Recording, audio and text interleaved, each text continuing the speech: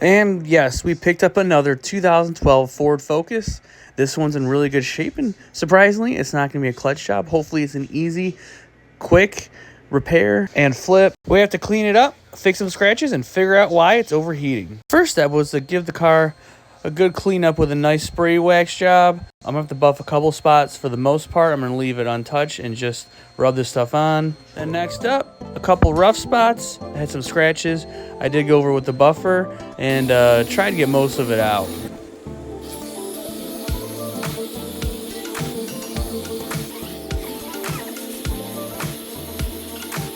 And it looks much better just with a few minutes of extra time put into it. But there's still one more scratch I gotta get out. And good as new. It looks great. All right, guys, so all cleaned up almost. This is the customer car that we have taken in. Nice titanium. It's a little beat up, but it's pretty nice. It's a really cool spec, actually. It's got the two-tone seats with the white and the black leather. Also on the dash there, which is pretty cool. But they had concerns of an overheating transmission, so we're gonna see if it's a clutch or actuators or exactly what it is. But yeah, pretty cool. I mean, I like this car a lot. It's got the touchscreen, the backup camera. It's got push button start. You can see right there. So let's go ahead and dive into this thing and see what's going on. And first thing we gotta do is test these forks. And to get to the forks, we need to pull out the air box. Only takes a few minutes to do this part. Next, we have to go ahead and get out those clutch actuator bolts right down there. Okay, we got all the bolts out with our 1/4 inch. You should be using an E8, but I didn't have an E8, so we used a 1/4 inch socket. And this should come right out. Sometimes you have to persuade it a little bit, but it seems like it's going pretty well. Seems like it's kind of stuck in there. And to test these shift forks, you take your spline tool right there. You're gonna stick it right into the fork, and you're gonna turn it counterclockwise 14 times with your ratchet, and it should turn butter smooth. If it doesn't, then, well, it's a shop fork. As you can see, it does look like there's some kind of oily residue around the actuator motor. So what we're actually gonna do first, before I go anywhere, is I got the car jacked up. You gotta get the skid plate off in the bottom. And we're gonna see where the bell housing is. If there's anything leaking down there, because it could actually be a bad seal leaking in there. And that's why the codes for the forks are going off. But something wrong with the clutch with the transmission fluid getting in there. So let's check it out. Might be the old seals. So we have our oil catch can here. As you do see, there is oily residue right along there. So we're just gonna see if we loosen these two bottom bolts, if we can get some fluid to come out.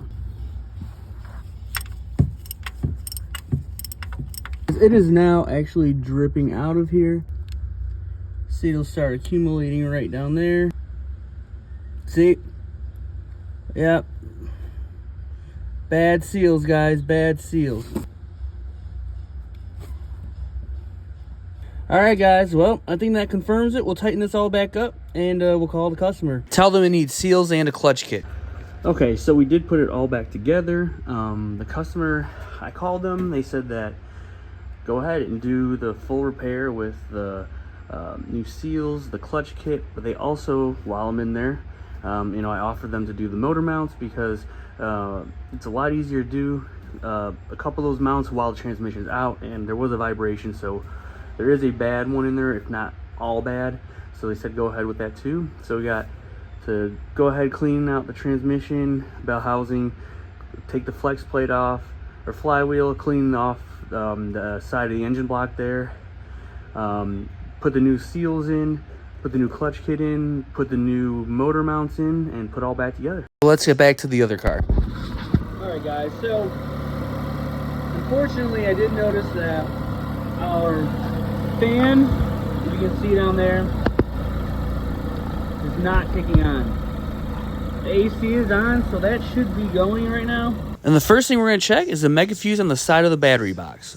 And of course, to get to the fuse box on the side of the battery tray. The air box has to come out. All right, so we got this panel off. We went ahead and pulled the third one from the right, which is a 50 amp mega fuse.